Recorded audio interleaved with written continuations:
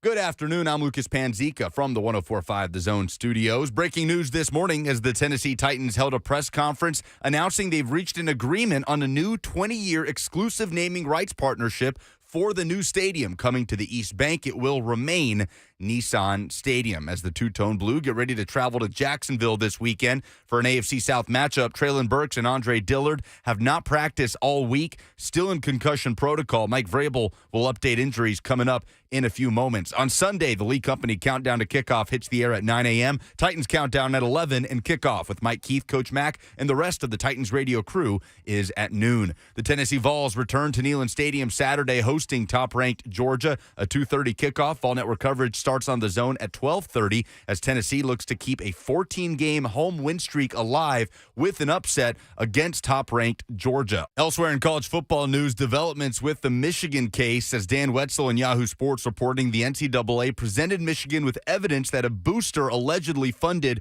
part of the Connor Stallion scouting and sign-stealing operation, and an assistant coach attempted to destroy evidence after the scandal broke. Michigan has since fired linebackers coach Chris Partridge, of course, yesterday settling for a 3-game suspension for head coach Jim Harbaugh. Tonight, the final 104.5 The Zone high school football game of the week is at Riverdale. The Warriors host Oakland for a Battle of the Borough rematch in the 6A quarterfinals. Pre-game coverage starts at 6:45, kickoff at 7, and Friday Night Finals takes you home until 10 p.m. with scores from around the mid-state. For all your foundation repair and waterproofing needs, visit USSTN.com. Breaking news at once on your home for the Titans and Vols. This is 104.5 The Zone.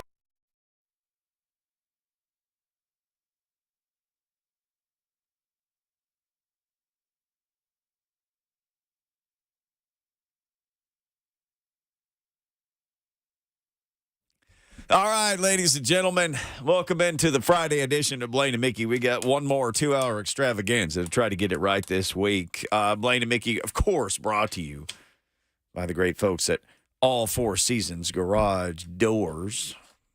About to get, I don't know, man. Maybe it's about to get regular fall temperature out there, so get that garage door fixed. Keep that cold air out. Yeah, a little rain here and there, too. Yeah, a little sprinkle on the way in, man. I thought it was going to be rain. Turned my windshield wipers on, like, up, it stopped. Yeah, that was it. One, you were done. A little rain cloud there. Yep. People are all in their feelings about the Titans announcing they would continue with Nissan Stadium. Like people talking about it in the chat, like, why would you do that?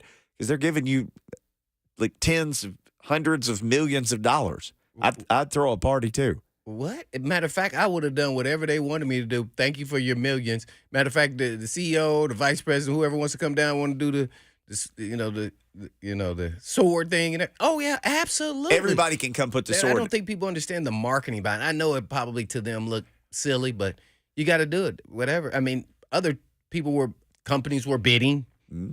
Obviously, they wanted to lock them in and do an announcement. So yeah, I have no problem with it. I don't think it's anything funny about it. I think it's all business. It's a transaction. That's what they want to do. Well, cool. Let's do a press release about it. And we're gonna have a party. Yeah. If I'm Amy Adams Strunk, I'd show up in a new Nissan Rogue. I want her tapping shoes on and she starts dancing. Mickey, you missed a chance to say drive up in a Nissan Titan. No, that's true. Yeah, that's true. They should all be driving Nissan Titans. Somebody in a Rogue passed one on the way up here. I like the color, but I had a Rogue on my mind. But yeah, the Nissan Titan, of course, named after the team. I mean, what are you going to do? I'm always curious though about timing. I was like, I wonder why this date. Why not a later date or closer to when the stadium opens? Let's say the last year. I just, there's people who sit down at round tables, have these conversations and thoughts, and I'm sure somebody said, no, we should probably do it now because of this. So that's really, the only thing I probably would want to know, which is, with anything else. So, yeah. You ready for big time? You ready big for closing deal, man? Hey, man, I'm sorry. Shoot, I don't know what you're talking about. Was Buck making fun of that? He seemed like the type that would. I'm putting him out there on the streets. If somebody tells my business, hey, man, our business is going to give your business X amount of $1 million per year for a couple more decades, I'm going to say, like, what kind of cake would you like at this announcement? What color balloons do you want us to drop out of the ceiling? And Who all do you want from our organization to be there? Because we're going to bring everybody. If there's somebody else we need to find from our past, we're going to deliver them for you. Yeah. Spoken from a true guy who worked in administration at universities. Right there. Dude. You do everything you can to market your brand. Hey, man, I'm going to come and babysit for you next week for doing this. What do you You have to. You're scratching and clawing for every penny. Now, in my world, we were scratching and clawing for $1,000, much less millions. But hey, y'all need to understand how basic business works. I mean, and I know all you do, but still. And sometimes if you don't do that and you market the wrong things, you get fired. Guess what? Somebody dropped a picture of Burrow going into the security thing, and his wrist was already wrapped in tape. Looked like had something around it there. Somebody wasn't announcing an injury. So how about that branding? And then they branded it off the X-verse. And somebody got it. Well. And then there you go, get hurt. Oh, well, yeah, him and I hate to see it, Andrews with the high ankle sprain too. Tight end for the Ravens. He's out for the season. Another victim of the drop hip tackle. Yeah, I don't. Do you ever remember getting called drop hip? You ever remember that? Somebody's like, Blaine, you got a nice drop hip tackle. What I've learned over time, people like to hashtag names to certain things. People have been doing that for years. Please, drop tackle. What? So then they want to give it a name, and they want to say they were the one who said it and created the name. Man, I drop tackled somebody every game. What? Huh? Yeah, dudes got to learn how to tuck their feet under to try not to get injured. Sorry. It's a time when to say no mas and go down, and there's a time to I'm going to drive and just carry this guy. You got to understand where you're at and I got to tuck my feet under because he's about to get me right here, and I'm not going to be in a good position. Nope, go down. Go down. Not to say in this case that was the situation, but there's times you can avoid certain injuries through your experience. Yeah, you better quickly. You won't be available, and it means you won't be around. That means you will be unemployed. Well, do you want to know who's not at least available and around? And I don't know how it's trending for their employment. Probably not good for one of them. You want to know that? That's perfect. It's like you're driving the train right into the tunnel here. Traylon Burks ruled out versus the Jaguars. Sean Murphy-Bunting ruled out against the Jaguars. Andre Dillard ruled out against the Jaguars. Per Jimmy White. 2.5 starters. 2.5. Yeah, I'm doing like Vegas. They're going to lose by 7.5. And that half point's what gets people, man. Mm-hmm. That hook. Yeah, well, his half that is not on there for Dillard is not getting nobody hooked. I want to see him do the drop tackle on some people, too. He should have dropped tackled some of those people running past him. At least he could have kept the quarterback from getting hit, just absorb the holding penalty that comes with it. I'd never heard anything called a drop tackle, a drop hip drop tackle, I don't think in my life until maybe last year or the year before. I'd never even heard that term. I never even heard the term. Didn't know it existed, and somebody said, oh, no, you can't. They need to outlaw these. And I thought, what? They're outlawed? They want to outlaw that tackle. Oh, they want to. People connected to the NFL say, oh, you got to stop these. Look, man, if I'm out there playing and I'm out in space and some guy's running towards me, I'm going to tackle him however I can tackle him. However I can get him. Whatever puts him on the ground. I don't have time to calculate I'm going to grab him around the waist and he starts to continue to explode down the field. Here's what I'm going to do. I'm going to slide down. I'm thinking I don't want to get kicked in the head here or run over or just faked out of my shoes and the guy just keep running. I'm going to find a way to get this guy down on the ground. I mean, I guess there are super steel-minded people who are like, I'm going to hurt this guy. I'm going to grab him alongside, and he's going to keep running, I feel like. Then I'll fall, and my hips will drop, and then I'll hurt him. Yeah. I heard Coach McKee even mention it one time. I was like, oh, that's what they call it? Yeah, man. Hey, just going along with the times. Got to protect all the offensive guys. Help them out, man. So they're not scoring a lot of points in the red zone. Yeah, scoring's down, man. What are we going to do next? They got to fix that. Mm-hmm. And how could scoring go down in the modern NFL, Blaine? They got to do something to keep scoring up. What if people don't watch? Yeah, they're gonna start calling holding a lot more on DBs. But yeah, that was a good game. Ravens, they lost a good player, but man, the Ravens look really good, man. OBJ. You see him get whacked at the end of that one? No, I didn't see him get hit. I saw him do this nice pirouette on the sideline like it was nowhere to go, and I was like, how did he get out of there? Oh, he did that. A little bit later, he caught one and got in the middle of the field, kind of juked a couple of dudes and turned. Well, what he forgot was everybody running from the other end is really fast. A guy with number 55 came and knocked him into tomorrow. He was out. They showed him as we started the show. Oh, that's the middle linebacker, right? Yep. That dude just kept running. Like, oh, okay, you going to dance around? Drove him into the ground. That's why you got to say they keep coming. Like a tent stake. Just wham. Ooh, that hurt his shoulder. Yep. Yes, it did. He had no idea it was coming. As soon as he hit that guy, I thought, as they were in the air, I thought, oh, boy, this is not going to end well. Because OBJ's not, I mean, I'm sure if any of us stand next to him, back, he's bigger. No, he's our size. He's not a big dude. No, he absorbed all 260 pounds or whatever, drove him into the ground. And he got up like, oh. And I thought, oh, that's it. AC joint, got him. It had to have. And I haven't even seen a report. I don't know, Joseph, if you tracked OBJ's injury history. I don't think he finished the game last night. I turned it off after they went up by 14 because I was just like, Jake Browning, no Joe Burrow. Yeah, this game's over. Mm-hmm. So I turned it off. I did see Nelson Aguilar. Did y'all see his touchdown catch? Oh, yeah, that was crazy. I was watching that live. And then I didn't even know in live action, you tell me that the actual pass wasn't for him. I don't know. Until they right. showed the back view, it was a double slant dig move, and he tried to throw to the outside guy. He got tipped at the line of scrimmage, and Aguilar's just running. Then he says, oh, there's the ball. And it just dropped right to him. And then he had to, finish with the, front flip. That was interesting. And the other thing I took away from that game is Zay Flowers, the rookie. Oh, he legit. Oh, man. Mm-hmm. He is electric. He's explosive. Yeah. He had that touchdown call back because OBJ got called for holding, which Kirk Herbstreit didn't think it was holding. A lot of people on Twitter didn't think it was holding. But he was zooming. He's got some serious speed. Yeah, they said he was a little different level than the rest of the slot guys. Showing out. Got two great guests today. Ben McKee to talk some Vols going into this Georgia game. That's in hour one. Justin Melo in hour two, who works for the Draft Network and Broadway TN and a whole bunch of different places. Before we take our first break of the show, jump on the radio here with Jason from the Borough. Right quick on this Football Friday. What's up, Jason?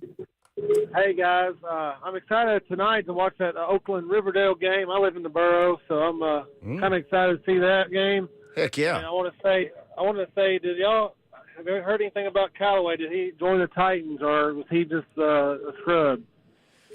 No, not a scrub. He's available right now. I have looked several times to see if there's anything new, like if his agent put something out or anything. All I know is he worked out a couple of days ago. That was it. There doesn't appear to be any more updates. And I have looked and looked and looked and looked and looked and looked. Now, I will say this. There have been times like Ross Blacklock. He worked out on a Monday and then didn't get signed that week. And then the next week, which was this week, then he got signed. I would imagine maybe the Callaway thing, Blaine, would hinge on if they look at Traylon Burks again next week and think he's not coming back anytime soon. Maybe then they would go and they said we worked out Callaway. If they liked his workout, maybe that's when they say, okay, we got to do it. I don't know. That would make sense for sure. But if you like a guy, you can at least put him on the practice squad. Yeah, and sign him. So, but it is a process, and to your point, sometimes need is a pushing type element that makes you sign players just so you feel safe, and we got some more depth piece if you can't go. So I don't know. I think he's a good depth guy, and whether you use him this year or not, you get to evaluate him on the practice field. So you get to see how he actually fits in your system, and that way going into next year, and if you need him now, at least as a depth piece to dress, I think he'd be formidable. So and he's got some history in this league. A really good kid, so, that's no issue. And he's got some talent and some things you could, be backups, whether it's receiver or punt returner. I think he brings a little bit of value as a depth piece. So, I liked him coming out. I'm a little stunned that he didn't get drafted, right? Yeah, so he did some things with Sean Payton with the Saints. So I think he's a solid that piece. So hopefully it's with the Titans. Never know. Traylon Burks, as we said earlier, ruled out by the Titans for this game. He, Sean Murphy Bunting, and Andre Dillard are the guys who Mike Vrabel has announced will not play Sunday against the Jaguars. All right, not Sunday, but tomorrow, Saturday, Vols, Georgia. Georgia has won every game in double figures since the Dobb nail boot game. We've been talking about Dobbs lately. That bomb at the end of the game that he threw. That was so exciting. That is. Boy, that was exhilarating right there, man. I could not believe I was running around in my house, man. Hey, me too, Blaine. There's some magic to that dude. And there was magic. another example of it right there. And some magic on the other end with the guy who caught it as well. That was a fantastic play. All right. Talk some history and some future and some Saturday with Ben McKee of Go Vols 247 next.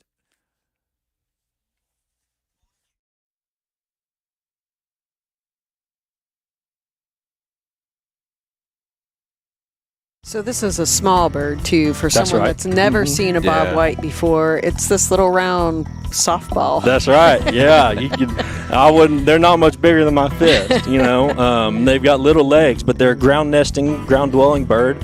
If they never have to fly in their life, they wouldn't. Right? They just do that to get away from hawks and owls for the most part, or hunters.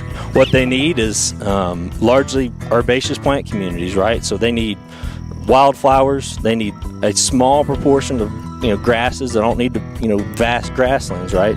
I need stuff that most people would call weeds. Those are providing good brood cover, good nesting cover, a lot of insects, right? That's what chicks need to develop early. Bridgestone Firestone is a quail focus It or is. focal area. So tell us a little bit why. Yeah, it's largely because there are very few places that have wild quail in the state of Tennessee anymore.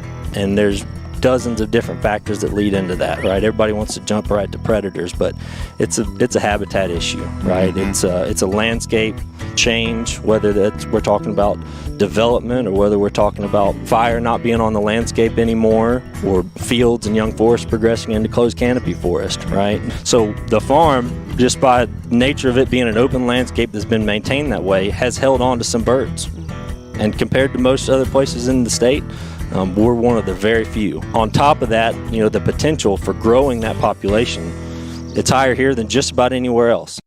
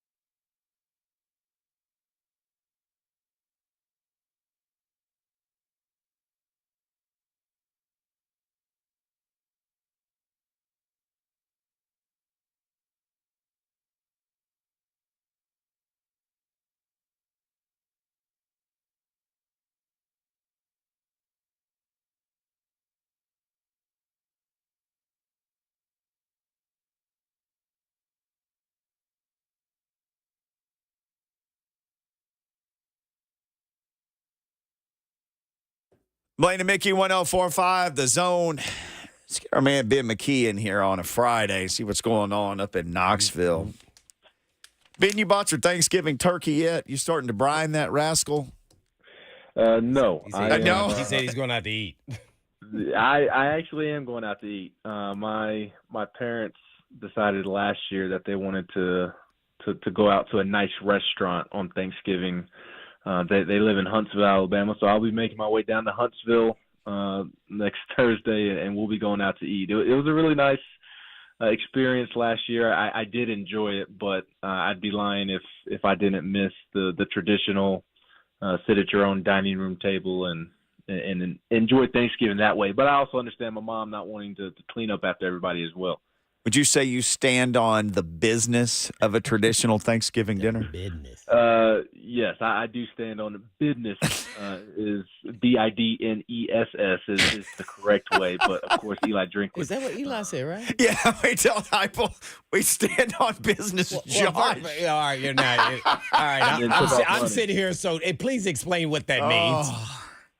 That is a popular term in the hip hop and hip hop culture right now. It's essentially, you know what you need to do going into something, and then you go out there and you do it. You knew what business you needed to handle, and you went out there and you handled your business. Well, I know, Drink, we were together at Arkansas State. When I think of hip-hop culture, literally, I picture Eli Drinkwitz. No, Yeah, I do too. You must have been drinking Witson. He's a hip-hop icon. 100%. Gangs to the core, Eli Drinkwitz. I hadn't even seen that, I guess, until somebody, however the video got put out, or I would credit, I don't know who put it out first, but watching that make the rounds and knowing that I know him and how he is, I know, like some people are like, but other people, it's really got them in their feelings. That's so funny, though, that he would say something like that. Yeah, he was on edge on Saturday. There's been a couple of videos that have made the rounds on social media this week. Talked about being Tennessee state champs because he's beaten several teams from Tennessee this year. There was a clip that the Missouri football account, I believe, put out of him yelling at his guys on the sideline to go get his ASS, referring to Josh Heupel, and was just saying, go get his butt over and over and over again. So I understand why Eli was on edge on Saturday after Josh Heupel decided to score that late touchdown inside of Neyland Stadium a season ago and get over 60 points. But I do think Eli is conveniently forgetting that he went on the Jim Rome show and was running his mouth, and that's what maybe sparked that late game touchdown a season ago inside of Neyland Stadium. And there's also been plenty of comments, not only just made publicly, but there's been some comments behind the scenes on the recruiting trail that did not sit well with Josh Heupel, and that's kind of what led to all of this drama. And Eli conveniently forgot about that on Saturday. I thought it was a little bit much for one win, but I do understand him being on edge and wanting to give a little payback after that late touchdown, even if he's the reason that late touchdown happened. On with Ben McKee at Ben McKee 14. He stands on the business of Go Vols 247. Well, they got all up in Tennessee's business, man. What happened here, man, in this game? I was stunned that they just got out manhandled, out physical, and outplayed, out-coached. So they got beaten in all facets. Kind of describe, did you expect that to happen? I thought it was going to be a close game, and if they lost a close one, okay.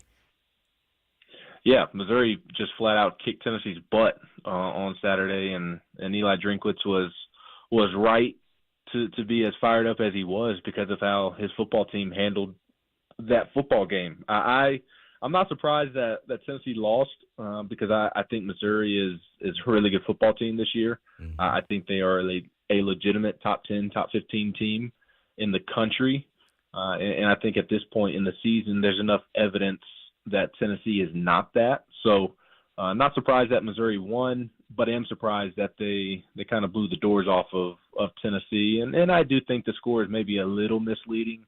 That was a game going into the fourth quarter to a certain extent.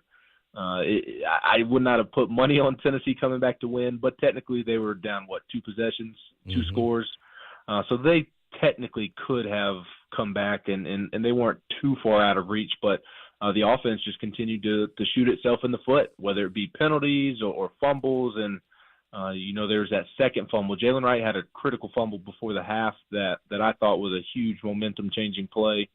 And then on another drive, Dylan Sampson rushes inside the 10-yard line, and then it's called back because of 2 very questionable holding calls on Squirrel White and Jacob Warren. And then they just can't produce any points off of that, and you have Dylan Sampson and Joe Milton bumping into one another on an RPO, creating a fumble, and I think from that fumble on, that Missouri just kind of took it to Tennessee at that point, and the dam broke for Tennessee at that point. They were struggling all game long, and they really started to struggle after that last fumble, but just nothing clicked in that football game. Missouri beat up Tennessee in the trenches. Tennessee could not run the football the way that they've been able to this season, and they could not stop the run or Cody Schrader whatsoever. Struggled on third down, especially third and long.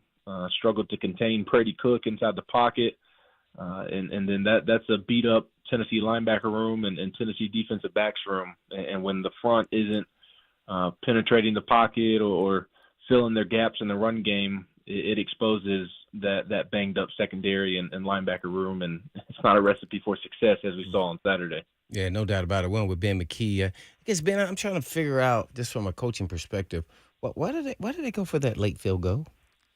I don't know. I'm trying to come up with a rational reason why he thought that's what we should do. Yeah, I mean, I don't have a good answer for you. I kind of thought it was weird also. Maybe knowing that Missouri wasn't too happy with trying to score that late touchdown the season before, maybe that played a role in it. Everybody got mad at him for scoring a touchdown that didn't matter the year prior. Maybe that was a thought. I don't know that would be a legitimate thought, because you're the losing team, and it's never really frowned upon if a losing team scores a late touchdown that's inconsequential. But it was certainly weird, and I just simply don't have a good answer for you, because I think I would have gone for that in that moment, because there's literally nothing to lose in that moment. Well, Ben McKee, who covers the Vols for 247 Sports. What injury has hurt this team the most this season, Ben? I would say the Keenan Peely injury, the BYU transfer, the veteran who is old because he did go to BYU. I believe I'm only 2 years older than him. He's 26, if I'm not mistaken, and it feels like I am far removed from college. So for somebody to not be too far behind me in age and still be in college is pretty remarkable to me. So his experience and his physicality, he is that old school type of linebacker, 3 yards in a cloud of dust. And that's not the only thing that he can do. He is more athletic than Tennessee anticipated, but he's just a big physical dude. And you've seen Tennessee miss that big, physical, imposing SEC linebacker in multiple games this year. In the Swamp in that first half, that went wrong. In the second half in Tuscaloosa, that went wrong. And then all throughout the game on Saturday against Missouri, they really could have used his experience more than his physicality, quite frankly, because Elijah Herring really, really struggled. And he's been the victim of quite a bit of criticism from fans over this week, and I get it. He looked really bad on Saturday, quite frankly. Missed tackles and was just out of place, and it's all a result of his inexperience and being youthful and the mind tying up the feet. He's not as poor of a physical football player as he appeared to be on Saturday with some of those missed tackles. It's just when your mind is tied up into a pretzel, it slows everything down and makes you not look as physical as you actually are. And if you have Keenan Peely out there, then you're not relying on some of those young inside linebackers as much as they've had to next to Aaron Beasley. Arion Carter, who's now out for the season with a labrum shoulder injury. He struggled at times because of that inexperience. Then there's Jeremiah Thielander, another true freshman that they've had to play here and there. Sophomore Caleb Perry, who did not have a ton of snaps under his belt last season, he's had to step up now and play, and then also Elijah Herring, as I mentioned, all next to Aaron Beasley. And if you have Keenan Peely, then I don't think teams are able to pick on Tennessee's young linebackers as much as they've been able to. The wide receiver room, I mean, obviously they lost a couple of NFL guys, but that room's been really beat up. I would think at this point they're probably calling your sidekick Swain, asking him, hey, man, you got any eligibility left? Well, I don't know if they want to do that, even with how thin they are out there. Now, if McCollin Castles or Jacob Warren got hurt at tight end, then okay, maybe he's grown to a tight end. Yeah, grown into that role, huh? He can chip somebody or help one of the tackles out. But yeah, I've made that joke as well with Tennessee being very close, especially with Dante Thornton getting hurt at Missouri, and he's got a high ankle sprain and is going to miss the rest of the regular season. Josh Heupel said earlier this week, and we'll see what his availability is for a bowl game. But they are really, really thin at that position, and my answer was Keenan Peely, but I think you could have gone a couple of different directions. You've seen the corner play get worse since Kamal Hadden went down, and then the receivers have absolutely struggled more than we thought they would this season as well. I remember back prior to the season, I was on here hyping up the receiver room and saying that I thought that they were one of the most underrated rooms in the SEC and maybe the best room in the SEC, and it hasn't quite played out that way for various reasons. I don't think some guys have lived up to their potential, and they've also been really, really banged up, especially after that Brew McCoy injury. And then it's really unfortunate for that room and Dante Thornton that Dante Thornton was finally hitting his stride, switching out there to the perimeter, and then he makes a fabulous catch on that touchdown, and his ankle just kind of gets caught up underneath him, and that ends his regular season. So now Tennessee needs Ramel Keaton to be more consistent than he has been this season. Squirrel White has had a good year there in the slot. They'll need him to continue to produce. But then they're relying on a pair of redshirt freshmen in Chaz Nimrod and Caleb Webb, who have made some nice catches this year. But they need more than just making some nice catches here and there. They're going to need more consistency out of them if they want to have a chance at beating Georgia. And they're going to beat Vanderbilt with the way the receiver room is. But if they want to go win a 9th or a 10th game in a bowl game, then they're going to need those young receivers to step up in a hurry. Ben McKee always steps up for Go Vols 247. You can follow him at Ben McKee 14 on social media. Well, Ben, I wanted to see Nico in at the end of the game. I think it's more just a philosophical deal for me. I just want to continue to get guys development, and not just Nico, other receivers, other guys in backups. The game was over. It's not that you're throwing in the white towel, but you're also getting to evaluate them and then put them on film and then tell them what they need to work on, all at the same time you're developing them. In-game experience. So that's one of my pet peeves with Heupel. And with that being said, what type of quarterback would you think Nico will be? More leaning towards Hooker or more leaning towards Milton? Ooh, that's a great question, and I completely agree. Credit to Emmett agree Jones here on the chat. that I agree with you. That's been something that I think's been frustrating for fans too over the course of this season. Especially with Nico, because he was the 5-star quarterback and everybody wants to see Nico. But also there's other exciting prospects on this roster that you maybe would have hoped to have seen a little bit more of this season, A, because they're an exciting prospect, and B, because there's some veterans on this football team that I think fans in a polite way are ready to see move on. And just see a change at different positions, because it's kind of been the same old at different spots. So I completely agree with you there, and I know fans do as well. That's been a source of frustration all year long. And for Tennessee's sake, I hope it doesn't come back to bite them in the butt in multiple ways. The transfer portal era, guys leave on a dime now and don't think twice about it, and maybe not playing a guy here or there, like you mentioned. Maybe that leads to them entering the portal. You just never know nowadays. Right. And then also it could stunt their growth and development. And you look at a guy like Nico, he's going to be the starting quarterback next year. And he hasn't gotten a ton of live reps this year. So you don't really know how he's going to respond. I mean, everybody thinks that he's going to be a really, really good quarterback for Tennessee, and it sounds like he's had a really strong first season on Rocky Top behind the scenes and in practice, and it looks like his teammates love him. He's been very, very coachable, and that sounds like stating the obvious, but he was a 5-star quarterback, and there's written evidence of some of the NIL earnings that he has received. So it would be easy for someone of his stature to not be coachable and to not, quite frankly, be okay with not maybe playing as much as he should have this season. So I still think the trajectory for Nico is a great one. In terms of your question about Hendon Hooker or Joe Milton, I would think Hendon Hooker. I'm interested to see how that plays out because his body type is so much different than Joe and Hendon's. Mm-hmm. He's very tall at 6'6", but he's also much skinnier than those guys. He's like a taller Josh Dobbs in terms of frame. Josh Dobbs was very skinny as a true freshman and early in his career and needed to add weight, and Nico's going to have to do that as well.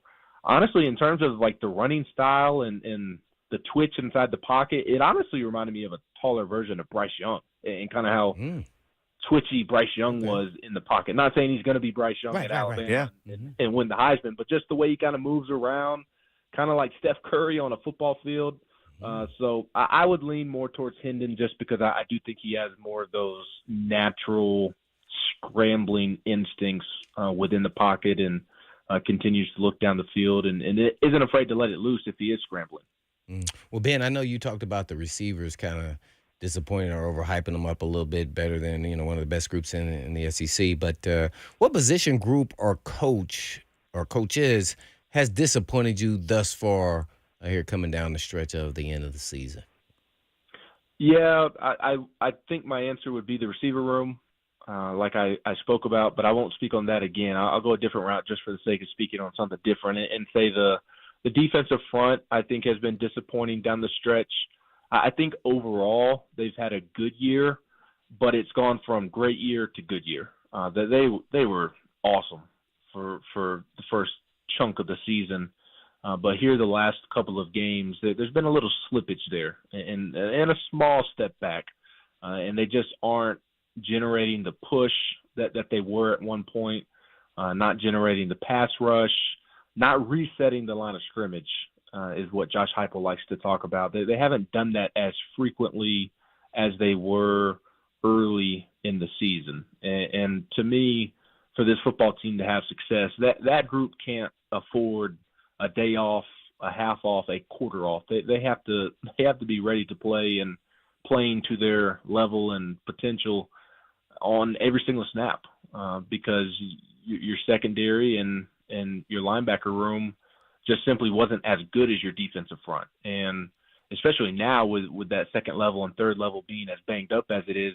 you have to have those guys reset the line of scrimmage consistently and James Pierce Jr. get back to establishing a pass rush off the edge. And part of the pass rush with James Pierce is him being respected more. He's no longer just one-on-one with a tackle like he was the first month and a half of the season. Tight ends are chipping him. Running backs are chipping him. He's seeing a lot of attention and maybe too reliant on one rush and needs to develop more tricks to his bag and learn how to overcome that. I think every young pass rusher has to learn how to deal with receiving a lot of attention and not just being lined up one-on-one with a tackle. So I would say that defensive front has been slightly disappointing down the stretch, and it really has more to do with just how high the expectations for them are and just how much they are needed in order for the defense to have success. Again, they have to be firing on all cylinders at all times for this defense to have success, and it just hasn't quite worked out that way recently. Ben, thank you, man. Good stuff. Hopefully you get to see a fun game tomorrow in Neyland. I imagine it's going to be loud and an opportunity. Vols haven't beaten the number one team in the nation since sometime in the 80s, right? So here's an opportunity to make some history. Absolutely. It doesn't feel like things are going to trend in Tennessee's direction, but it is a heck of an opportunity for Tennessee, and they'll take that opportunity all day long. And you do have Neyland Stadium at your back, and it is college football, so who knows what may happen. Hope y'all have a happy Thanksgiving, and always appreciate y'all having me on. You too, buddy. Enjoy that restaurant dinner and for Thanksgiving, and we'll talk again soon. At Ben McKee 14, at Go Vols 247. Love catching up with him anytime we get a chance. All right, we'll catch up with you when we come back. It is Friday, hour number 2. We got Justin Melo coming up. We got Call Your Shot. Want to ask, well, it's been a year since something happened. We all know what that was. Win on the road. Today is the 1-year anniversary from the Titans' last road win. I have a stat from that game and what has happened since and before even that will absolutely blow your mind about a specific player that I want to share when we come back. As we celebrate. Some breaking news. Yeah, big-time NFL breaking news about things that are breaking with people in the news. We'll be back.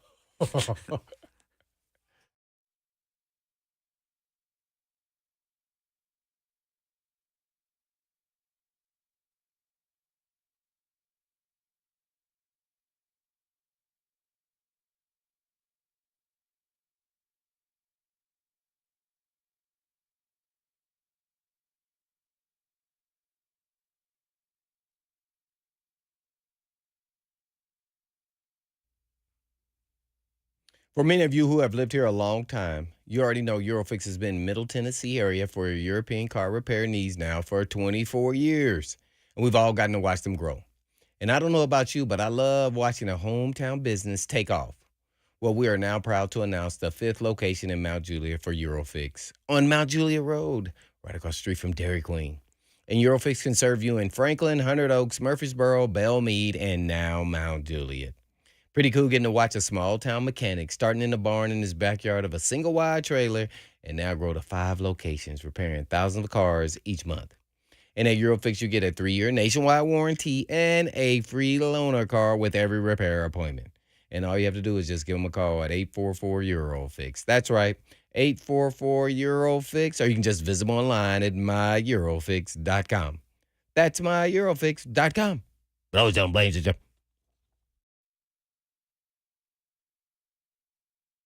Life is busy. We could all use some extra time in our day, which is exactly why Two Rivers Ford offers mobile service. We'll bring the service to your driveway at no additional charge. Oil changes, brakes, batteries, the certified technicians at Two Rivers will perform basic maintenance on your vehicle wherever you are, so you'll have more time for moments like this.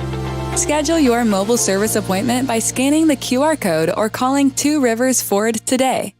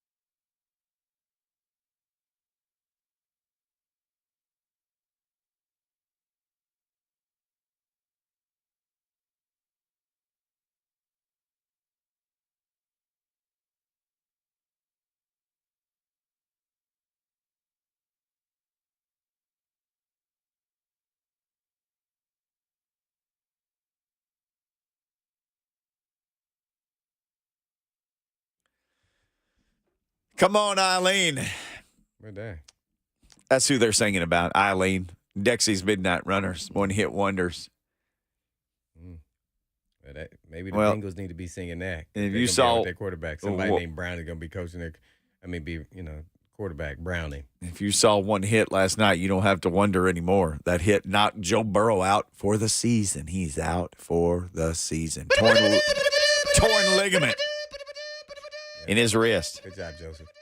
That dude, man, the video of him trying to throw the ball on the sidelines, he just lets go of the ball and hunkers down.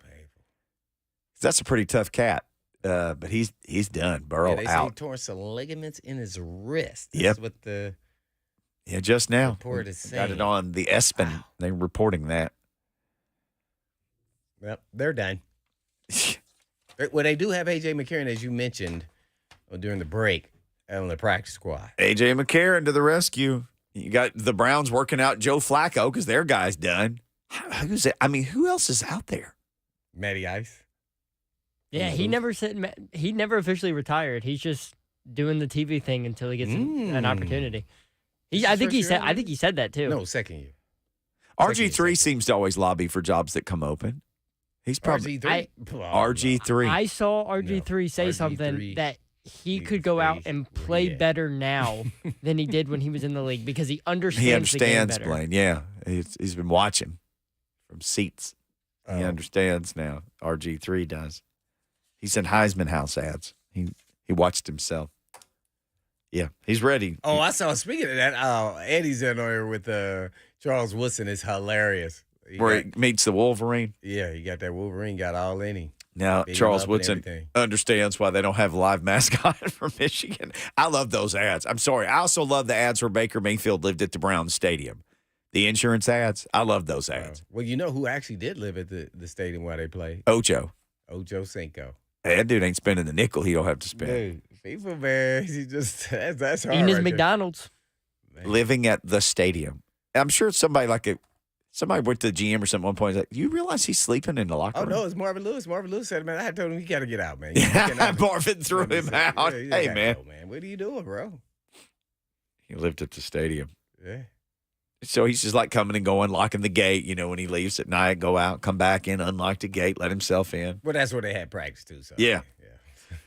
1 year ago, 1 year anniversary. We could all celebrate. Today's the anniversary of the last time the Titans won a road game. They left Green Bay, snowy Green Bay, 7-3. They beat the Pack 27-17.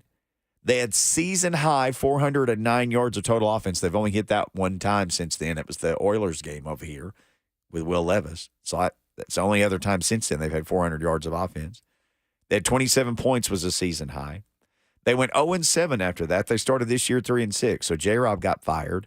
Tannehill got hurt, missed the end of the season. It was Ryan Tannehill's only 300-yard passing game since November 11th of 2021. So that was his best final hurrah. It's looking like, unless he plays again, which, the way Levis is getting hit, it's not out of the realm of possibility. Traylon Burks has never had a 100-yard game again before or since. It's his only 100-yard game in the NFL. Listen to this. Green Bay game? Yes. But you guess what now? You know why I recall this? Because I thought it was funny. What's the good corner there? Jair Alexander. Yeah. They threw a go on third down or second down, and that's what really put him on over the top on the 100 yards. Yep. Before that, he wouldn't have got 100 yards in this game. I think it was third down. Yeah. They threw a go route, and that kind of sealed the game. But, they already had the game at him, but that sealed it like there's no way. And so it was probably about 40 yards, 40, 50 yards. Okay. He had 111 receiving yards in that game. This is a real stat. Under 100. This is a real stat on earth in 2023. That game, 100. It's the only. It's not only is it his only 100-yard game. You about to get me? I think I know where you're going with that. That is 20% of his entire receiving yardage total in the NFL. Well, that's kind of believable because he hasn't been available. He hasn't been available. Oh, my gosh, though. 20% of all the yards he's caught happened in that one game. Since then. That's how I look at it. 111 and 566 yards. It's 19.6%. We could do the same thing on Phillips, too. Yeah. Phillips almost has as many receiving yards this year as Chig does. Man, I want to see Chig just go nuts at some point. Well, I don't like comparing players that are not two different positions. Yeah. It's a little different mechanism for me. But, yeah, I get where you're going. Yeah. I mean, he's underachieved. I told you they were putting the cart before the horse there on that, man. You don't ever – no. When you do that, you make sure a guy has a good season, and then a young player, and then you make sure he follows it up with another one. They were giving him his oats before he had gotten there. Period. And I like Chig too. Yeah. How many yards did he have in that game? 111. Do you know how many he has this year? I don't even want to think about it. 122. Okay. 11 more yards than he had in a single game he has this year. I like that one, Joseph. Oh. That's just horrible. Yep, not available. So it's going to be really interesting here these next couple years for old Mr. Burks. Because they get in the top 5. There's going to be a huge debate. Do they take a receiver, tackle, pass rusher, corner? It's going to be a huge debate. Guard would not be in that debate. You lose your way down to like 4, and maybe Marvin Harrison's kid is there and the best tackle. And we mentioned this the other day, and the F&M Bank chat just filled up with answers for people watching on Zone TV. By the way, thank you for watching on Zone TV. And people were saying, absolutely take the best tackle. And other people were like, are you kidding me? Do what the Bengals did. Just take the best receiver and worry about who'll block for everybody later. If Marvin Harrison's kid is there, you have to take that guy. What if the Titans somehow got the number 1 overall pick and then traded that for 2 top 10 picks and got both Harrison Jr. and one of those tackles? That's fun to think about. I don't think they'll be that bad, though. They may have already outkicked that by winning their 3 games. So I don't know, but if they continue their current course, they're going to give themselves a run. That sounds like a great idea, though, if that does happen. Yeah. Oh yeah, heck yeah. Get both, and I don't know if you can get both, but you at least get 2 impactful positions, whether it's those gentlemen or somebody else. Yeah. Dang. Or like you said, another guard. No. All right. Hour number 2 coming up. Justin Melo. Headlines next. People asking, did he play in the slot at Arkansas? Talking about Burks. Yes. Like all kinds of snaps in the slot. I can give you stats on that. Burks in the slot. I saved him when he got drafted. Like 70% of his stats. Oh, yeah. Well, I'll tell you that next. We'll tell you who's in, who's out for the game Sunday. We'll do all that and more next on this Football Friday edition of Blaine and Mickey.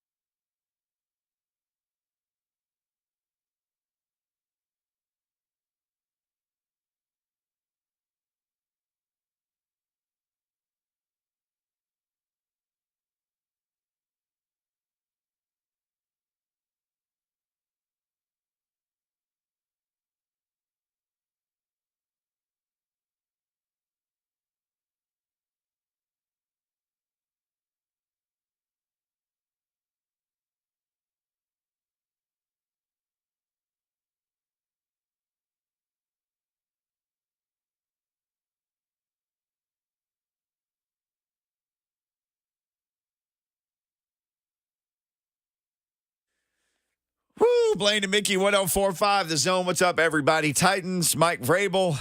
We all know what's got to happen this weekend. They got to go to Jacksonville. They got to try to find their first win in, well, today is 1 year. What were you doing a year ago today? Getting ready to watch the Titans in Green Bay. It snowed. Remember, it snowed just a little bit. Oh, yeah. It's cold. That was a fun game to watch, and everybody was so excited. I was so excited for how they played. That was the best they had played in eons, both the offense, defense, special team, man. It looked so good. And on a short week, I remember this. Yeah. I was like, oh, man, I'm nervous. I don't know about this game. And they came out there like no tomorrow, dropping dimes all over the place. Tannehill looked like he was a Pro Bowl caliber quarterback at that time. Good protection. If somebody Henry go around throwing passes, Henry, touchdown passes. Remember that? He jumped. Yeah. Ooh. Hey, man. Okay, there's a lot to get to here. There's a lot to unpack. If somebody had told you that night, like if somebody had called you and was like, hey, man, I can see the future. Titans about to lose every one of their games for the rest of the year after the Green Bay game. On the road. Yeah, they're going to lose all of them. All 7 games are left. Then the next year, halfway through the season, they'll be 3-6 and will not have won another road game since. Would you have been like, you're crazy, man. You're crazy. I don't gamble, but I would put a lot of money that wasn't going to happen. Boy, it happened, though. Doggone it. That sounds horrible. Say that again. They lost 7 in a row, and then in the calendar year since a year ago today, in the year, literally one full calendar year since then, they are 3-16. They did not win another game. They have not won another game away from home since. The London game counted as a home game. They lost that too. They've won 3 games, the 3 games they've played here at the stadium this year. They were how close to clinching the division when the fake fumble got called against Dobbs at the end of that game? 2 minutes, less than 2 minutes. I mean, it was almost nothing. So they still almost held on to the end of the rope. They were like the kitten on the poster. He was just holding on by a claw. Unfortunately, though, those kitties that they got to play on Sunday, they clawed the ball away. I wonder who people blame the most. Because this thing's been a dumpster fire, record-wise. Well, who's on the list? Players, coaches, front office. Mm-hmm. Players, coach, hey, play better. Coaches, coach better, play better. Remember, we've heard that. Mm-hmm. They fired the guy who'd been drafting the players. So what they did, their actions said, front office, guy running the front office, bye. But now he's been gone, and several of those, 5 more losses happened last year, and then all of this year has happened since he's been gone. Players, coaches, front office. I wonder, or do people just go, I'm going to sprinkle a little bit on everybody? I would say that I think people are still blaming front office as number one just because of the lack of talent. And then number 2 would be Vrabel because you have control now, but, you haven't had control, so, you didn't get to control how bad of the roster was. I think players is last on that list because, you play with how talented you are. I mean, yeah, you're in the NFL. You're supposed to be able to compete at that level, but if you're a bunch of backups, like, no one's realistically going to expect you to be competitive and win, 10, 12, 13 football games against, especially what the AFC is right now. Speaking of the AFC, Joe Burrow out for the year, torn ligaments in his wrist, if you hadn't heard that. Yeah, it's been a downhill slide for the Titans, so it will have been more than a year when they take the field on Sunday, obviously a year and 2 days. Since that time, no more 300-yard passing games for Ryan Tannehill. That was his last. Traylon Burks had 111 yards in that game. That's 20% of his career total. He has not had a 100-yard game since. It brought me to something, Blaine, that I had put down in my notes earlier this week. And, I always told you'll bring up something, and I'll hold up my notes, and I'll be like, I actually wrote that down to ask you about. What Vrabel has been known for is, and I haven't forgotten, we promised we'd give you the Burks running out of the slot stats because he's played outside here, and he played primarily the slot in college, his career slot numbers. I know this has nothing to do, but anyway, we promised this. He ran 681 plays in the slot in college, and he played 149. He ran 149 plays outside, 681 inside, 149 outside. He was a slot receiver in college, big slot receiver. So his best game is in Green Bay, as Blaine pointed out. Late in the game, they hit him on a go route that really put him over the top, put the game away. Mm-hmm. At that point, everybody was thinking, oh, my gosh, it broke through. Here he is. But unfortunately, injuries have kind of put him aside since then. But what Vrabel was known for, and it goes back to who do you blame for the problem? Is it the players? Is it the coaches? Is it the front office? Well, they said it's the front office. It's John Robinson. We're going to let him go. So they let him go. What Vrabel seems to have done the best in his tenure is they'll play some team and like both tackles will be out. And they'll sub 2 guys in and run 5 wildcat plays and, throw a touchdown on a fake punt. He's always seemed to be able to pivot in these games where you think, oh, there's no way they're going to win this week. And they'd have wildcat, or like you said in Green Bay, Derrick Henry threw a touchdown. A lot of people didn't think they could win that game, even though Green Bay wasn't so good at that time. And they went up there and they beat them at home, beat them by 10 points up there. This year, it doesn't seem like they've had the pivot. Like they don't pivot to anything that changes anything. If the quarterback's getting hit, he just keeps getting hit the whole game or the whole season. And I thought about when the Titans played the Falcons and they just knocked Desmond Ridder silly in the first half. Well, in the second half, they put Tyler Heineke out there, and they didn't lay a hand on him. And all the defensive guys, and I was in the locker room afterwards, you guys were hitting Ridder over and over. Well, Heineke just got rid of the ball every time we couldn't hit him. The ball was gone. They went to a quick game. Man, where's the quick game for the Titans? Like, where's the stop Levis from getting hit all the time quick game? We're like, throw the ball. That's what the Jags do. Yeah, well, that's what Joe Burrow was trying to do when he played the Titans when he was injured with the calf. Yep. And they got to see how that would look the game before. Mm-hmm. He knew he wasn't healthy and he wasn't too accurate on the deep balls because of that. So, yeah, I think that's why they looked so good on the first drive. It was kind of a quick game, hurry up tempo. You kind of get the defense unsettled. You kind of got to do a little bit more of that to get the defenses to loosen up a little bit. But this is a different team. This team doesn't have the magic of last year's team to win at all costs. Vrabel, they don't have it. I don't believe they have it. It's just clear as day to me. They don't have that because there's been numerous times you thought that was going to happen. Mm-hmm. Has not. That means the talent's just not there. You got to have the Jimmies and the Joes. And he's been part of that process. I know everybody could say it's just 1 year, but 40% of the roster changed, and to me, that's on him and Rand. So, you got to say, oh well, we got draft picks and we're pushing these young guys to play. Well, that's what you wanted. That's what you wanted. You wanted to go young, and you thought that you could pave a way to some wins, some close wins. Sometimes those close wins are going to turn on the other side. And all the things that you did before not working, you got to find a way. I don't know if they are going to be able to find a way. Something's flawed with this team. I don't know what it is. You could say, oh, it's the O-line, and we can say that. But, man, it's just the same old story over and over again with this offensive line and in particular the left tackle side. So, yeah, I don't see a nice little rosy ending here at any point in time. Because you can't find them right off the street. I mean, they may get lucky and find a guy that say, oh, man, this guy's going to be a great depth piece, or he's a plug-in and maybe at a guard. You can do that on defense and survive. Matter of fact, they got one guy paid, Walker, right? He got paid by the Bears, I think. They got a 3-year deal that they had last year. So offense is a little bit different, man. You got to work as one unit, and you got to be in the system. It's just hard. I think there were some missteps there, and I think they're just paying for it now. So it brings me to is Vrabel really wanting to be part of a rebuild when he would never even say it because he doesn't believe there's ever a rebuild. And pretty much what he said in so many words. Because this is what this is.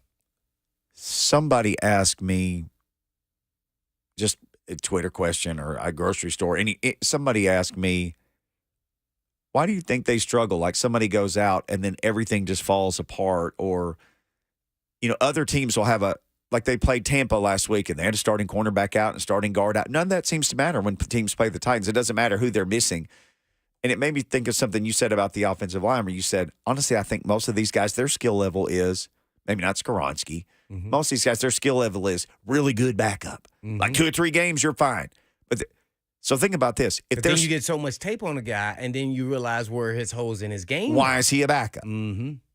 So if you're starting with backups as starters, what's behind them is below. That's why they can't Practice overcome. squad or not, Right. They're not NFL players. Right. So you can't overcome that. I mean, you're starting with backups, then one of those guys gets hurt. That guy's not an NFL quality player. So they're just hurting so bad personnel-wise. Still. And they may get lucky here or there. I'm hoping they do. And then somebody will, turn even like Dylan Rader. All right, a week of practice. I don't know what a week can do, but I sure hope it's better than not practicing there. So, which, he stunk last weekend. Again. And I'm a fan of him to do well. Well, I mean, not him again. I thought he did a good job versus Steelers, to be honest, for me. But the Tampa Bay game, no can do. You go watch him, on the right side going against T.J. Watt, you go, I'm nervous. I mean, he was getting it done. I mean, he did fairly well against a guy who's, in the defensive MVP conversation. So I think you can work with that now. We're going to put him on the left, see where he's at. But moving from guard to tackle in a game is rough on anybody. I think even Bruce Matthews, without, the best in the business to ever do it, I think that would be a tough task for him, who's played every position on the offensive line. So it would be easier for him, but it still would be tough without practicing it all week. Sure. Now, you playing center off, hey, Bruce, we're going to move you out the line. And I think there was a game that he actually did that. I think he played guard and tackle in a game early in my career. Yeah, he was just a legend. He was just gifted. Yeah. Yeah, he was like, it was nothing. Oh, okay, I'll move. Yeah, I'm good. I got it down. Oh, who am I going to get? Okay, yeah, I got notes on him anyway. Right. We got notes on Justin Melo. He's got notes on everybody. Draft expert, covers Titans, NFL. We got questions. He's got answers. We will hit all that up next with our man, Justin Melo. Amen.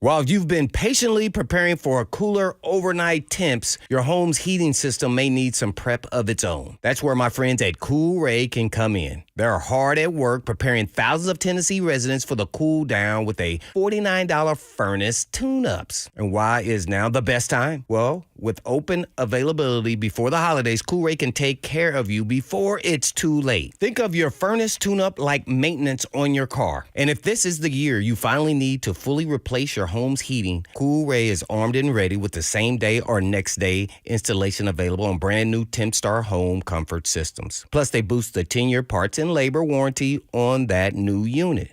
So schedule your $49 tune-up or any other heating, cooling, plumbing, or electrical-related visit online at coolray.com. No phone call, no wait, no worries. You pick the date and time that works for you. That's coolray.com.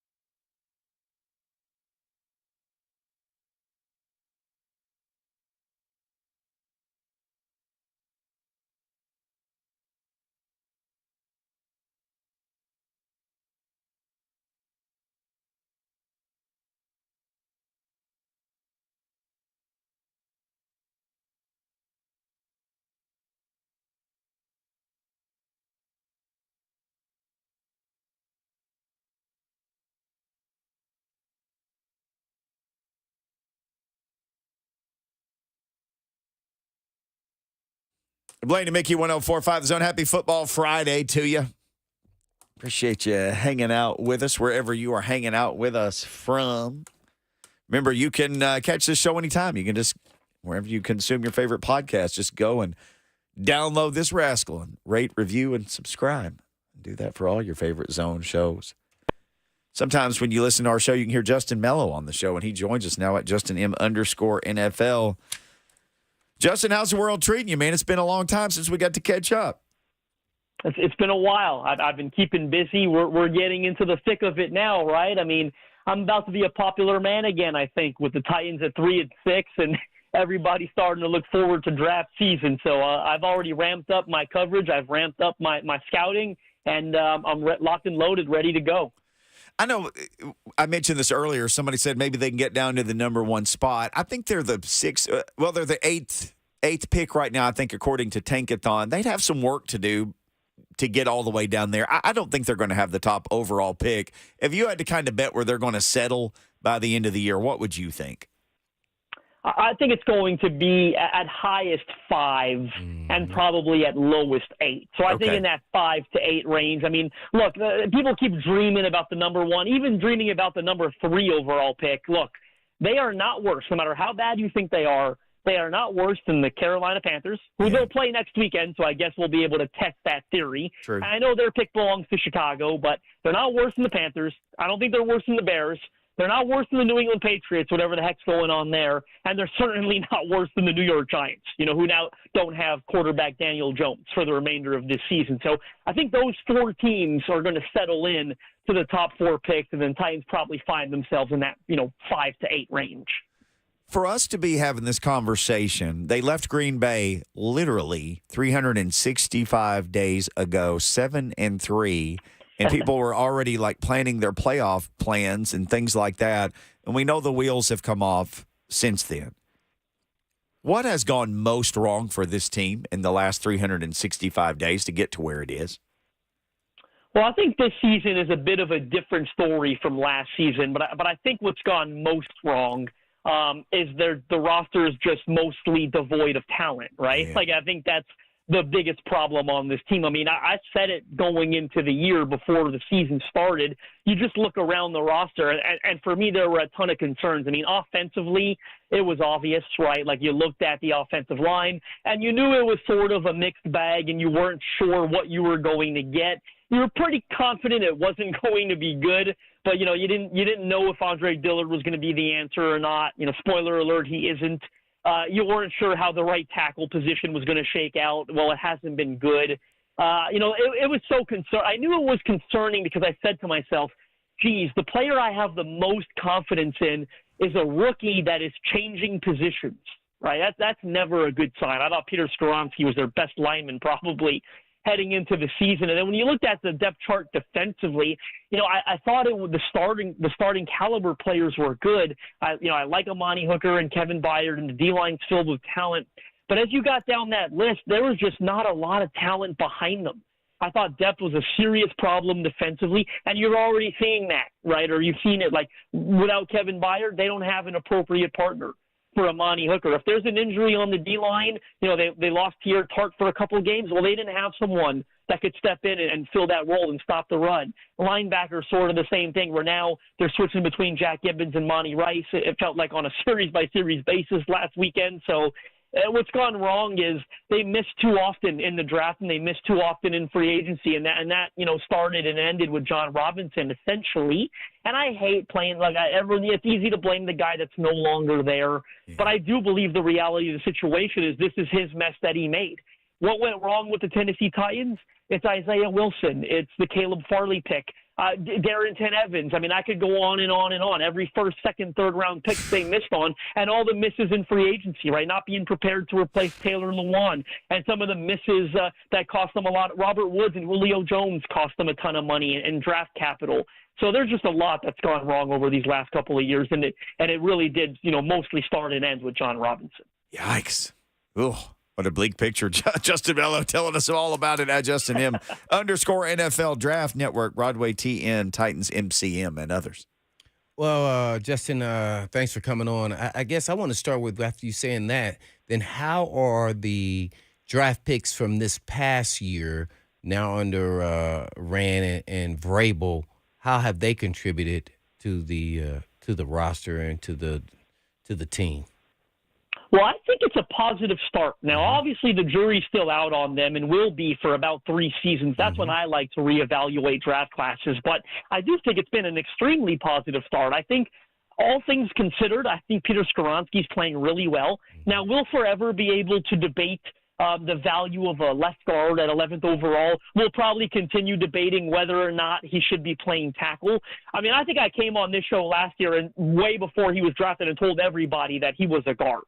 Right, there was just I had that information months before the draft. The arm length always pointed to him kicking inside, and that's how almost, most teams felt in the NFL, that he was going to be a guard. So you can debate the value there, but I think he's playing really well, and I think you've got a long-term starter, which is always, you put a check mark next to that, I think, in round 1. Certainly the play of Will Levis thus far has been extremely promising, right? I think he's playing like a potential long-term solution at quarterback. And if you found that at number 33 overall, let me tell you, that you talked about me being bleak a minute ago, Mickey. Let me tell you, that changes the trajectory for this franchise, right? If Will Levis is the guy that they think he is, all of a sudden it goes from bleak to very positive, right? Because you're going to be entering an offseason where you're going to have approximately $100 million in cap space. You've got some draft picks. You can reload this thing rather quickly, right, if the offseason goes well. And you're going to have what you didn't have a year ago, and that's resources. Coming into this year, we knew the Ryan Tannehill contract was bloated, the Derrick Henry cap hit. They had some dead money left over from some of the mistakes they've made in recent years. They were limited going into this year, but that's not going to be the case next year. They're going to have a ton of cap space to surround Will Levis as they see fit. But to get back to your question, and then Tajay Spears, I think, has been an outstanding addition to this offense.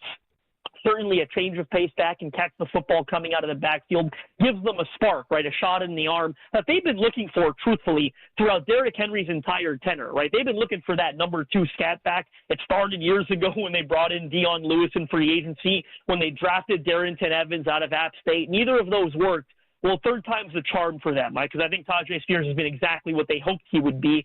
So very, very positive start so far. I mean, we're probably going to see Jalen Duncan at some point. It sounds like the coaching staff is getting him ready to make a start later on in the year. And I think Josh Wiley has flashed as well in spurts. So a very promising start, in my opinion, to Ram Carthon's first draft. Yeah, with all that being said, we need to hear the top 3 wide receivers, top pass rushers, top offensive tackle right there. That's where we're at. Here we go. No hope throwing in the white towel, man. Who's the top offensive tackles right now? Top 3.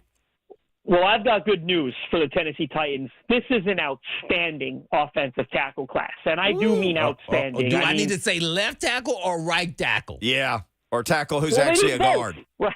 They need both. They need both. Some people can't put their other foot back, and the other guys can't do it. Nope, this is what I've been doing. So I want to know, left tackle, right tackle. Well, the best left tackles, I think a lot of Titans fans are already familiar with because you're seeing their names circulate on Twitter a lot. That is Olu Fashanu out of Penn State and Joe Alt out of Notre Dame. As of now in my process, I'm slightly partial to the Penn State kid. I think he will finish this process as my number 1 ranked tackle. And I love the Notre Dame kid, Joe Alt, as well. The difference for me, what sort of makes that decision, is I think Fashanu is a better pass protector, an outstanding pass protector. And I think in the league today, as you know, it's a pass-happy league. If you do have a franchise quarterback like Will Levis, we've seen how much he loves to sling this football around, even behind a line that can't protect him. I think the one that can pass protect at the higher rate is going to be the number 1 ranked tackle. So those two, for me, are sort of in a tier of their own as the top 2 tackles. After that, you also asked about right tackles. I'll say this. A kid that's not getting enough attention, and I hope I'm not butchering his name, I spent an hour the other day. I was very fortunate to sit down and watch his tape with a former NFL offensive lineman who I'll leave him unnamed because he's launched a very successful career post-football, still in that world. And we were watching his tape together, and we were just both blown away. He's the right tackle for Oregon State. His name is Talis Fuaga, I believe, if I'm pronouncing that correctly. This is a plug-and-play 6'6", 6'7", 330-pound offensive tackle. I mean, he is an absolute road grader, a mauler in the run game, just a dominant guy. I mean, getting around. I was watching the tape against Utah from earlier this season. Utah's got a pass rusher. That's not half bad. I think I got a 3rd-round grade on him, or 4th-round grade as of now. His name is Jonah Ellis. He's having a breakout year. He's racking up sacks in bunches.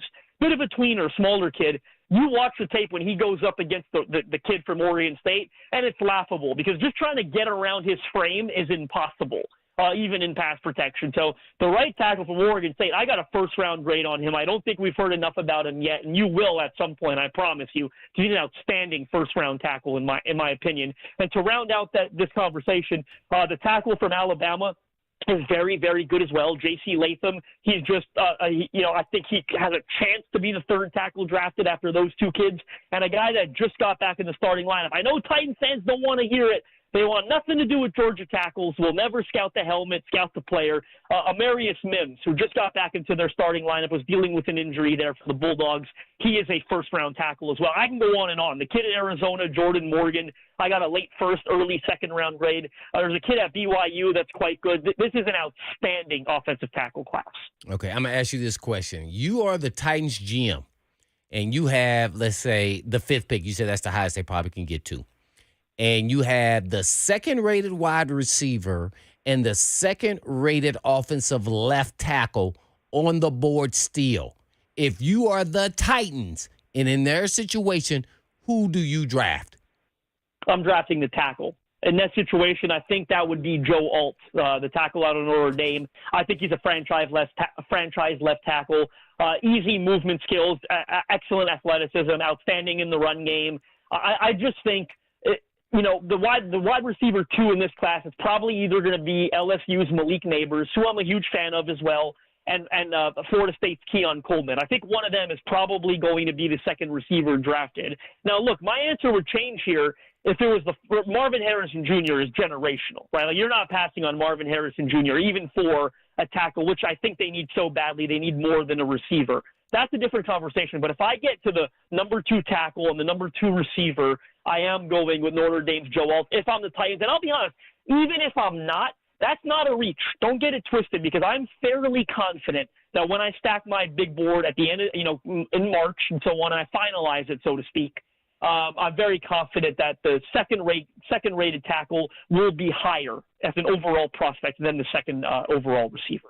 Justin Melo, the Draft Network. Lots of talk about tackles. Is Dylan Radins ready with a week of practice? Is he ready to hold this thing down at left tackle for the Titans on Sunday? Well, we're going to find out, right? I know a lot of Titans fans have been clamoring for that for a very long time. Everyone still brings up how he got that spot start against the 49ers a couple of years ago and held his own, and really hasn't made a start at the position since, right? Like an official starting the game at left tackle. He's played it in spurts. You remember last year they decided to go with that terribly stupid experiment where they were switching out him and Dennis Daly on like a drive-by-drive basis. Well, he ends up tearing his ACL right instead in that game. He didn't get the official start there. He's only played left tackle. I think this was the first time he played left tackle this year in last weekend's game. And again, he didn't get to start there, right? He replaced Andre Dillard after he left with a concussion. So I think, I hate to say this, but I think Titans fans are probably not going to get what they want to get. I don't think he was great at left tackle last weekend. I thought he struggled. Mike Vrabel voiced his displeasure with his performance after the game. He flat out said Dylan Radins did not play at the level that we expect of a left tackle to play. So, look, hopefully getting a week of practice reps at the position does make a difference, and it very well could. That's not an excuse. Very difficult to do what he did, right? Start the game, I believe, at right guard, and then kick over to left tackle mid-game. And he spent all week preparing to play right guard. So it's the position he played in college. It's what, I'll raise my hand and admit it's how I evaluated him coming out of the draft. I loved that pick. I was very high on him. He's outstanding at the Senior Bowl that year. I thought he was a left tackle. I was surprised he didn't get that opportunity earlier. But then again, a message to myself and all Titans fans who have been complaining about this, we're not the ones who have seen him every day in practice. Yeah. And I do trust this coaching staff to come to the right decision. So there's probably a reason they've been hesitant to put him there, but we're going to find out on Sunday. Justin Melo, our guest. Which AFC South team do you think is best set up to have success over the next 5 years? I would go with the Houston Texans, and I don't think they're going to win the division this year. In fact, I'm surprised by how many responses I've gotten to my latest article on Twitter talking about how they're the standard right now. I don't think they're the standard right now, but certainly I think over these next 5 years, they're best set up. I mean, you just look at what C.J. Stroud is doing. He's lighting the league on fire. He's an outstanding quarterback. I couldn't be happier for that kid. I defended him throughout the entire pre-draft process. I thought he was a terrific quarterback prospect, and he is surpassing expectations, really, with some of the records he has set thus far. I mean, you look at the way he's playing, and now it's funny. Everyone talks about how great their supporting cast is. Well, no one felt that way before the season started. No one felt that way before C.J. Stroud was elevating the talent around him. Like, I'm getting people on Twitter saying they have Nico Collins. Nico Collins is like in year 4 of what's been a so decent NFL career, and all of a sudden has taken this step forward. And Tank Dell's hit the ground running. Robert Woods is looking like more of a weapon than he was for the Titans last year. And I did think going in that they had a great offensive line. I thought they were, they wisely built around him. It helps. Look, he inherited a franchise left tackle in Laramie Tunsil, but I like some of the other pieces. They traded for Shaq Mason. They drafted a center in the second round. People felt that was a reach. He's out for the year now. They've got a great, they signed George Fant in free agency late in the game when people wanted the Titans to go after him. Like, they've got a good quality offensive line. I think they've got a great head coach in DeMeco Ryans. I'll tell you what the challenge will be for DeMeco, and all defensive-minded head coaches face this at some point. Mike Vrabel certainly has. Is what happens when he loses that offensive coordinator, Bobby Slowick, who I think is doing an outstanding job calling that offense this year. He's not far away from a head coaching job, right? It wouldn't stun me if he got one this cycle coming up, and certainly if he doesn't, I would expect he gets one the following cycle. So what happens to that offense? What happens to C.J. Stroud when they lose the offensive coordinator and they got to go and hire another one? We've seen Mike Vrabel kind of struggle through that process after losing Arthur Smith. It's a struggle that all defensive-minded coaches are going to have to face at some point, and it's why some people make a good argument for hiring an offensive-minded head coach. But I do think that Mike Vrabel's an outstanding coach, by the way. And but certainly when I look at the way the quarterback is playing and some of the other pieces they have around him, I do think the Texans are best set up for the next 5 years. Justin Melo at JustinM_NFL. Yeah, before we let you go, what are your thoughts on the Bill Belichick rumors to the Chargers and the Commanders and all those things? Well, I'm never a fan of trading for coaches. I'll be honest with you. If I'm the team that's making that move, I just don't think it's worth the draft capital that you have to give up. And that's why, everyone's talking about Mike Vrabel to the New England Patriots. Newsflash, everybody. The Patriots are going to have the second or third pick in the draft. They are not trading that pick to the Tennessee Titans for Mike Vrabel. They're just not. That's crazy. They're going to take the next franchise quarterback, whatever pick they have. So that's not going to happen. But to answer your question, I've never been a fan. I don't think the Washington Commanders are in a position to think about doing something like that. I mean, this is a team that's giving up sacks at a historic rate right now. I mean, Sam Howell, you think it's bad in Tennessee, it's just as bad in Washington, if not worse. Yeah. It is really, really tough out there. So I just talked about how great this offensive tackle class is. The Commanders need to keep that pick in order to draft a left tackle of their own. There's just no way they should even entertain trading that pick for Bill Belichick. I will say, and I'm harsh on Belichick, I don't think it's gone well. It's very obvious it hasn't gone well since Tom Brady left. I will say the Chargers are one of those teams that might be in a very unique position to actually entertain the idea, because it's very clear to me that Brendan Staley's not getting the job done there. Perhaps they have a coach in waiting and offensive coordinator Kellen Moore. But if they wanted to make that move, you love the way the roster is already shaped up, right? You don't need a first-round pick to get a franchise quarterback, right? You don't need a first-round pick to get a franchise wide receiver. They've got two of them, and perhaps one that's developing in Quentin Johnson. They don't need a first-round pick to get a sack artist, right? They got Bosa. They don't need a first-round pick to get a franchise left tackle. They've got one in Rashawn Slater. So the Chargers, I think, are one of very, very few teams where, if for whatever reason they identify Bill Belichick as being that guy, they're one of those teams that might make sense to entertain. Real quick, number one pass rusher, number one cornerback. Give us two names before you go. Laiatu Latu, edge rusher from UCLA, had to medically retire at Washington. Is back. It's an incredible story. He, for me, is the number one edge rusher, although I will admit I am not overly impressed with this class of edge rushers this year. I don't think it's a very good one. And at corner, I feel similarly. It's going to come down on the wire, but I'd probably go with Clemson's Nate Wiggins as of right now. Oh, okay.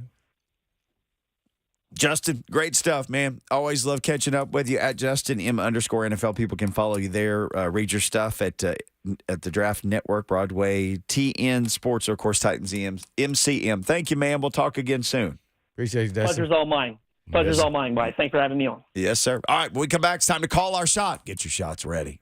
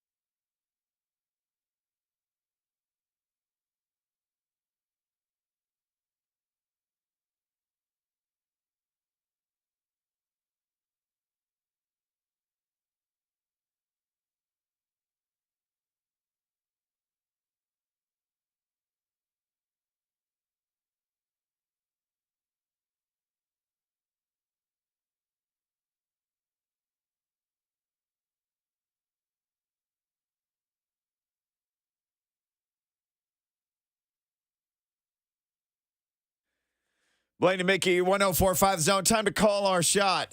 Shot. There you go. It's time to call it. Courtesy of Chattanooga Whiskey. Celebrate your wins. Hopefully, it'd be great to celebrate some wins this weekend. With Chattanooga Whiskey awarded Best Craft Producer of the Year by Whiskey Magazine.